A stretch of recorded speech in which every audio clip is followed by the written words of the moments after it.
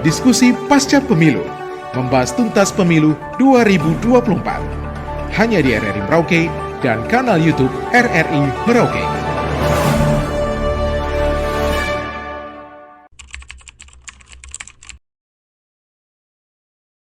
Tentu banyak terima kasih untuk kegiatan yang luar biasa dengan tema besar penggelaran pasca pemilu menanti pemimpin DPRD Provinsi Papua Selatan. Tentu dengan saksama kami sudah mendengar penjelasan baik dari KPU Provinsi Papua Selatan, kemudian dari keterwakilan partai politik pemenang Pilkada Pemilu serentak tahun 2024. Tentu banyak ada beberapa pertanyaan yang harus saya berikan. Pertama untuk Partai PDI Perjuangan sebagai pemenang dan tentu akan memimpin DPRD Provinsi Papua Selatan sebagai ketua. Maka apa yang dijelaskan tentu mekanisme partai punya aturan tersendiri berdasarkan anggaran dasar rumah tangga partai. Apa yang dijelaskan berkaitan dengan peraturan partai nomor 7 persyaratan-persyaratan tertentu, tetapi nyambung apa yang disampaikan oleh Ketua Nasdem dan sekaligus Bupati Kabupaten Merauke berkaitan dengan kebijakan dari partai. Tentu ini menjadi harapan besar bagi kami kaum muda, kader-kader terbaik terutama di wilayah selatan Papua untuk memimpin lembaga tertinggi DPRD Provinsi Papua Selatan. Nah, ini juga menjadi pertimbangan walaupun kembali kepada kebijakan nanti pusat menentukan seperti apa, tetapi suara-suara dari daerah tentu sangat mendukung untuk bagaimana mendorong putra-putra terbaik Papua Selatan itu menjadi 01. Nah, kemudian yang berikutnya untuk Partai Nasdem, terima kasih Ketua DPW Provinsi Papua Selatan dan sekaligus Bapak Bupati Kabupaten Merauke. Banyak kebijakan yang diambil untuk anak-anak putra daerah dan mulai dari kabupaten, dan tentu sudah ada keterwakilan yang masuk dan ini yang ditunggu-tunggu dan secara langsung Bapak sendiri sudah sampaikan. Maka kami tentu menunggu komitmen dari Partai Nasdem untuk anak asli bisa mewakili untuk wakil ketua 1 di DPRD Provinsi Papua Selatan. Demikian juga untuk Partai Gerindra, hal yang sama. Ini adalah titipan siapapun yang akan jadi pemimpin, bagaimana mereka untuk melayani rakyat di 179 kampung 22 distrik yang ada di Kabupaten Merauke Provinsi Papua Selatan. Tentu mereka duduk melihat daripada apa yang disampaikan oleh masyarakat kecil. Ini yang menjadi penting, menjadi pelayan untuk rakyat. Jangan sampai rakyat menyampaikan keluh kesah, namun pimpinan-pimpinan tinggi terutama di DPR ini sangat penting untuk terutama berbicara mengenai kebijakan. Sangat penting hari ini kita di Selatan Papua sebagai provinsi baru, tentu banyak persoalan yang ada. Maka harapan-harapan itu akan disampaikan melalui para pimpinan anggota DPR Provinsi Papua Selatan dan terutama berkaitan dengan regulasi. Nah, ini yang sangat penting.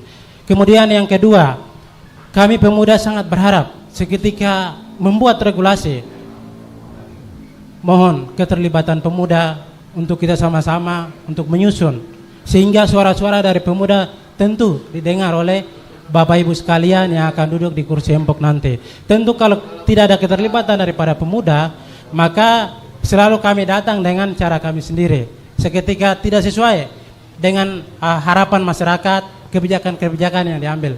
Jangan bosan-bosan seketika kami datang dan kami punya cara, itulah kami sebagai pemuda. Saya pikir bahwa benar bahwa PDI Perjuangan itu mendapat porsi sebagai ketua. Tetapi bicara soal DPR itu bicara soal pimpinan DPR.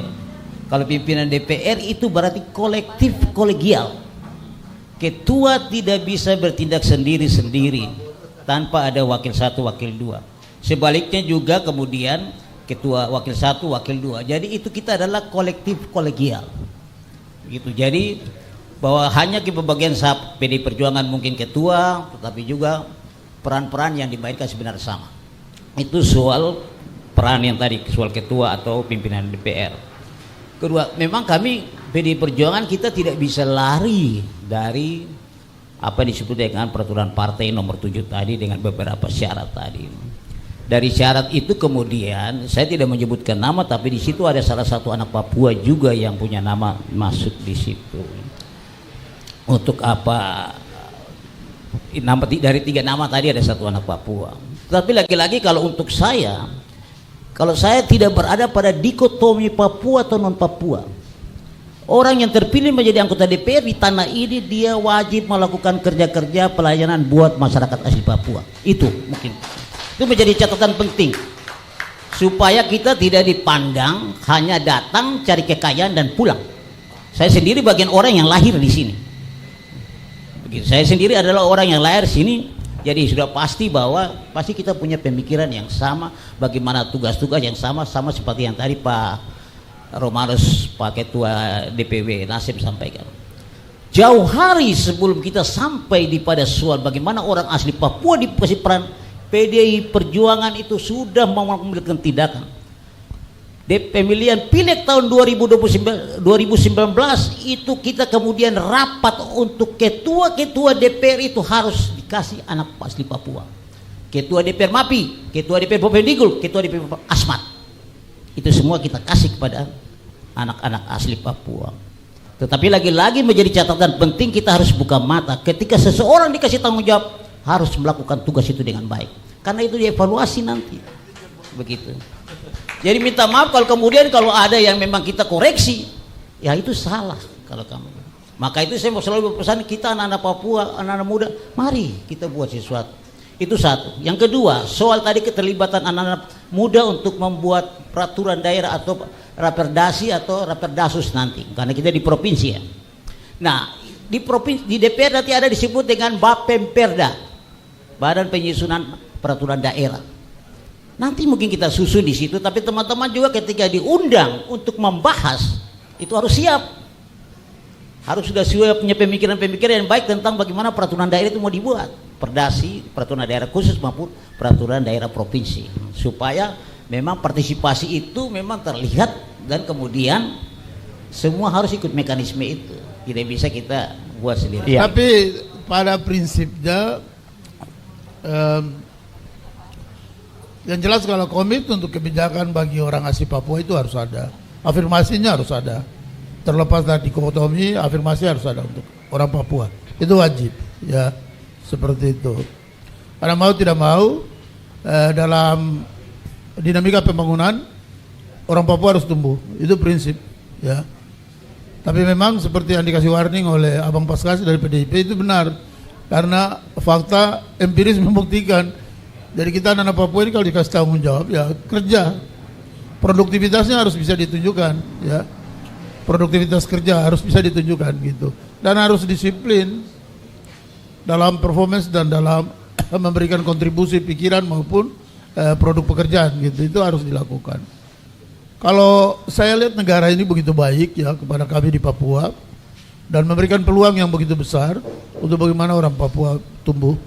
Nah, kalau saran saya kepada generasi muda, ruang publik terbuka begitu besar ya.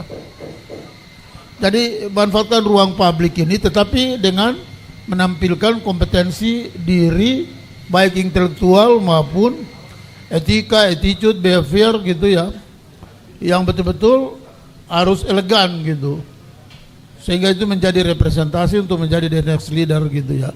Itu yang harus dilakukan. Kalau tidak juga begitu sulit. Kalau cuma teriak saya diberi tapi juga tidak bisa kerja, ini nggak mungkin gitu, itu tidak mungkin ya, begitu. Kami di Nasdem pada prinsipnya kami betul-betul konsen untuk hal itu, sangat konsen, dan saya kira semua partai politik sangat konsen untuk bagaimana semua elemen bangsa, anak bangsa itu dilibatkan gitu. Tergantung bagaimana juga anak bangsa secara pribadi, secara individu juga harus memperhatikan existing diri sendiri untuk ikut dalam mekanisme pembangunan atau mekanisme perubahan yang terjadi gitu.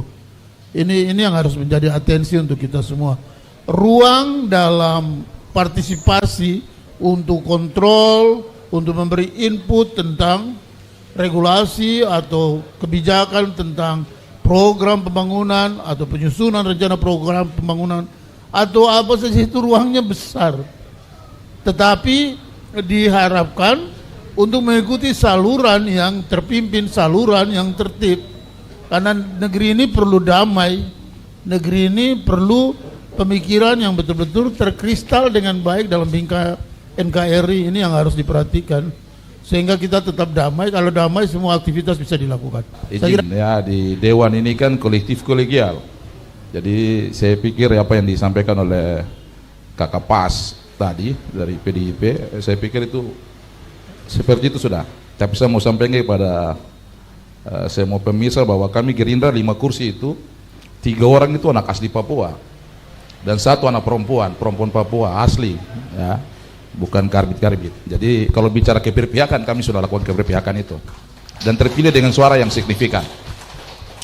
Ya, kalau kita lihat DPRP sekarang, ini DPR baru, ini kita catat sejarah, berarti kita buat peraturan dari nol. Ini regulasi begitu banyak yang harus kita siapkan. Dan ini kita butuh orang yang betul-betul fighter, ya. Ini kita mulai buat track, kita buat Papua Selatan ini ke 10 tahun atau 25 tahun ke depan. Inilah awal pertama berpijaknya di sini. Apakah keberpihakan tentang hak-hak dasar orang asli Papua, dalam hal ini seperti hak ulayat. Ini orang bicara terus, tapi nanti konflik akan terjadi terus menerus kalau kita tidak berpihak kepada masyarakat adat. Jadi ke depan itu kami, khususnya kami Gerindra, kami sudah akan melakukan penugasan kepada teman-teman untuk bijak dalam melihat hal-hal seperti itu. Jadi kami siap jika teman-teman dari Pemkriga datang, ya sudah, kami Gerindra buka pintu lebar-lebar, datang, kita duduk bicara, diskusi, kita eksekusi, begitu. Nah sekarang kita tinggal lihat siapa pemimpinnya ke depan, supaya kita bisa lihat untuk bersama-sama untuk melihat Merauke Papua Selatan ini bagaimana. Papua Selatan ini bukan hanya kita bicara Merauke, kita bicara Mapi, kita bicara Bovendigul, kita bicara Asmat. Tidak bisa kita setiap hari bicara Merauke, ya. Kalau bicara jujur, orang asli Papua ada di Asmat, di Merauke, di Mapi dan Bovendigul. Itulah orang asli Papua banyak di sana juga, gitu. Dan mayoritas penduduk di sana adalah orang asli Papua. Kebetulan saya dapilnya di sana, dan saya punya suara juga lumayan signifikan di sana. Jadi saya apapun terjadi, saya akan berpihak kepada saudara-saudara saya di dapil Mapi. Apapun saya, bukan pilih kasih, tapi memang ini harus dapil yang harus kita perjuangkan, ya. Karena di sana ada, di kampung susah, ada banyak orang yang kaki boba,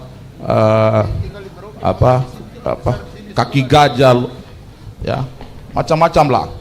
Bahkan ada busung lapar dan macam-macam lah. Mari kita hadir di situ sebagai perwakilan dan kita berani bicara. Satu kata yang saya mau sampaikan, bahwa kita bicara kebenaran pasti banyak orang tinggalkan kita, tapi jangan pernah takut, karena Tuhan Yesus tidak akan pernah meninggalkan kita karena suatu kebenaran.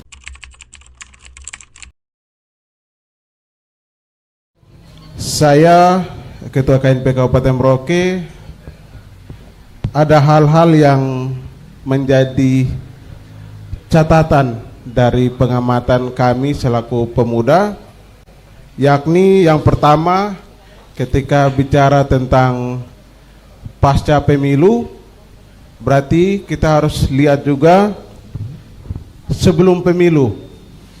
Sebelum pemilu, saya melihat ada unsur-unsur keterwakilan perempuan.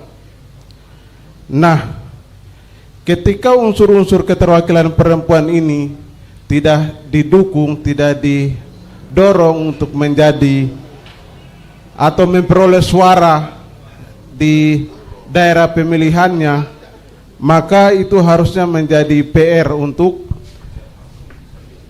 Bapak Ibu yang ada di partai politik, sehingga melihat realita banyak sekali, khususnya buat saudara-saudara dari unsur perempuan yang menjadi keterwakilan adalah pelengkap.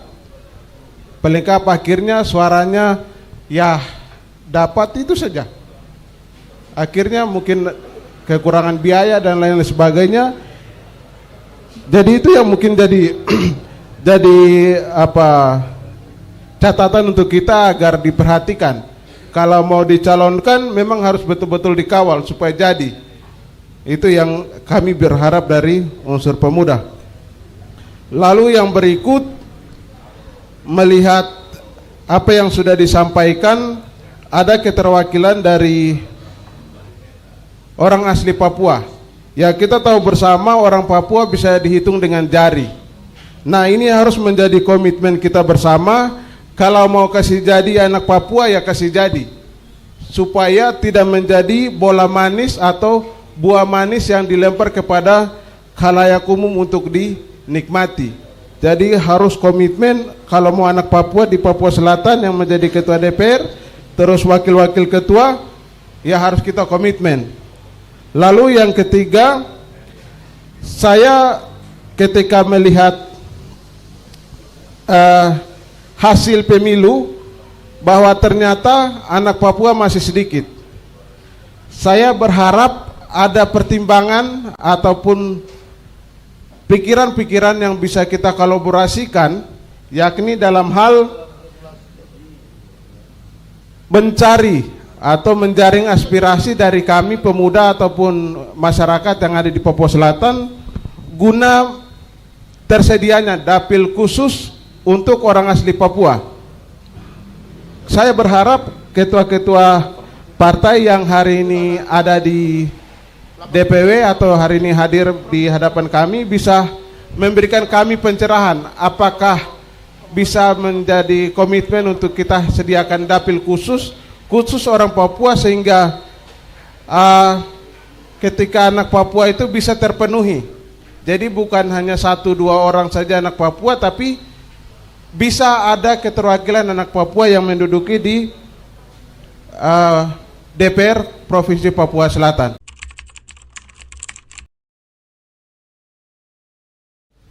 Saya tertarik juga dengan hal ini. Saya baru menjabat ketua partai politik, ya, ketua DPW. Tapi pengalaman saya kenapa Nasdem bisa menang dibanding PDI, kalau PDI Perjuangan kan lama. Itu sudah punya jam terbang, sudah mengetahui trik bagaimana ketika harus menjaring aspirasi dalam rangka dukungan untuk legislatif gitu. Bahkan besok misalnya untuk bupati dan juga gubernur, Gerindra juga sama. Seperti itu. Victor punya pengalaman mulai dari Provinsi Papua sampai dengan datang Papua Selatan. Tapi saya ketika menjabat jadi ketua DPW Nasdem, ada satu hal agar bisa kita jelas dalam menyimpulkan kenapa anak Papua tidak bisa, atau kenapa perempuan tidak bisa jadi begitu. Jadi ketika seseorang ini akan mencalonkan diri jadi anggota DPR, kalau kata kasar saya, kata singkat saya, dia juga harus punya kalkulasi sendiri, punya hitungan sendiri sebelum dia mencalonkan diri. Lalu misalnya sebagai ketua partai atau pengurus partai, ketika kita merekrut anak Papua atau kita merekrut calon anggota legislatif, kita juga harus punya hitungan bahwa yang direkrut adalah untuk jadi. Dan ini orang yang kapabel, punya pengaruh, punya dukungan grassroots, punya dukungan pemilih. Ini juga harus dilakukan begitu. Kalau seperti yang disampaikan Ketua KNPI, ada ini sampaikan sebagai pelengkap, sebenarnya tidak. Orang sebenarnya ingin untuk menjadi calon menjadi anggota DPR, itu keinginan pribadi biasanya, bukan partai menawarkan, bukan sesungguhnya. Kalau partai menawarkan mungkin 1-2, tapi sesungguhnya saya pikir partai sebesar PDIP, Gerindra itu tidak mungkin, Nasdem dan partai lain juga seperti itu, saya kira tidak bisa. Itu yang harus dijaga dulu. Nah juga untuk khusus bagi anak-anak Papua, ketika yang mau mencalonkan diri harus juga punya kalkulasi pribadi tentang kemenangan untuk memperoleh suara. Ini harus punya kalkulasi. Kenapa saya bilang kalkulasi? Karena untuk Merauke harus punya hitungan begitu. Contoh misalnya untuk hitungan kota, kalau dia akan mencalonkan diri di dapil 1 misalnya, dapil 2 sekitar kota, dapil 3, dapil 4, dapil 4 mungkin sudah agak geser sedikit, tapi dapil 3 kan kalkulasi segmen masyarakatnya itu sudah bisa dilihat, kecenderungan pemilih harus bisa dilihat kemana. Ini agar betul-betul ketika final atau ketika datang coblos, hasilnya juga dia peroleh berdasarkan kalkulasi yang sudah dilakukan. Kalau partai pasti mendukung, pasti mendorong dalam penyediaan misalnya tools untuk kampanye dan lain-lain, ini pasti didukung oleh partai. Ini kadang-kala sampai tingkat itu.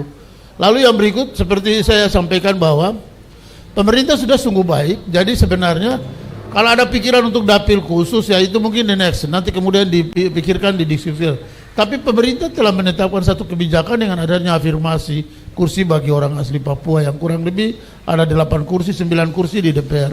Itu saya kira sudah sangat berimbang ya untuk bagaimana keterwakilan orang asli Papua bisa ada seperti itu. Nah saya kira begitu, jadi pesan saya singkat saja ke depan ketika nanti 2029 tiba, ini sudah ada partai politik. Teman-teman yang ingin mencalonkan diri lewat partai politik yang ada, sebaiknya juga kalau orang bilang mau petik hasil, kalau petani itu mau panen padi atau dapat beras yang bagus, dia harus kerja yang baik. Dia harus siap tanah, dia harus siap pupuk, dia harus siap air, dia harus pelihara baik-baik, baru besok nanti dia panen. Jadi kalau 2029 pemilu, ya mulai tanam sekarang supaya panen 2029 baik-baik. Terima kasih baru saja Anda mengikuti diskusi pasca pemilu RRI Merauke.